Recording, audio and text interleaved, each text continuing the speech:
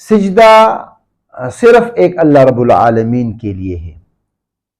سورہ حامیم سجدہ میں اللہ رب العالمین فرماتے ہیں آیت نمبر 37، لا تسجدوا للشمس ولا للقمر واسجدوا للہ، اے لوگو سورج کے لیے سجدہ نہ کرو، چاند کی طرف سجدہ نہ کرو، واسجدوا للہ ایک اللہ کے لیے سجدہ کرو، الذی خلقہن وہ ذات جس نے سورج اور چاند کو پیدا کیا۔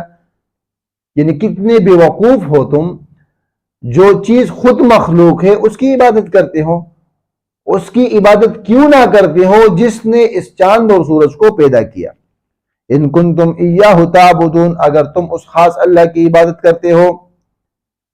اس آیت سے معلوم ہوا کہ سجدہ کرنا ایک اللہ رب العالمین کا حق ہے، لہذا کسی مخلوق کو سجدہ نہ کیا جائے، خواہ وہ چاند ہو، سورج ہو، نبی ہو، ولی ہو اور فرشتہ ہو۔